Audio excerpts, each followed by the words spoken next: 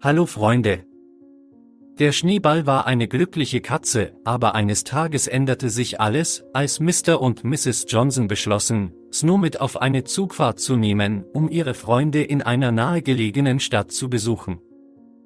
Der Schneeball war aufgeregt, als er neue Arten und Geräusche im Zug sah, aber die Dinge wurden noch schlimmer, als Mr. und Mrs. Johnson plötzlich an der Haltestelle ausstiegen und den Schneeball hinter sich ließen. Die Zugtüren schlossen sich und der Schneeball war ohne Nahrung und Wasser gefangen. Als der Zug weiterfuhr, wurde der Schneeball immer beunruhigter und miaute und raste über den Wagen. Er schaute aus dem Fenster, in der Hoffnung, seine Besitzer zu sehen, aber sie waren nirgendwo zu sehen. Die Reise mit dem Zug war lang und der Schneeball hatte keine Ahnung, wohin er ging. Die Uhr wurde zu Tagen, und der Schnee wurde mehr und mehr traurig. Er versuchte, sich mit anderen Passagieren anzufreunden, aber sie ignorierten ihn oder fuhren ihn weg. Der Schneeball fühlte sich völlig einsam an und es gab niemanden, an den man sich wenden konnte.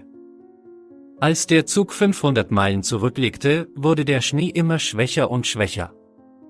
Er hatte kaum die Kraft, auf den Sitz zu klettern oder aus dem Fenster zu schauen. Er hatte Hunger, Durst und hatte Angst, und er hatte keine Ahnung, was mit ihm passieren würde. Schließlich, nach einer scheinbar Ewigkeit, hielt der Zug an.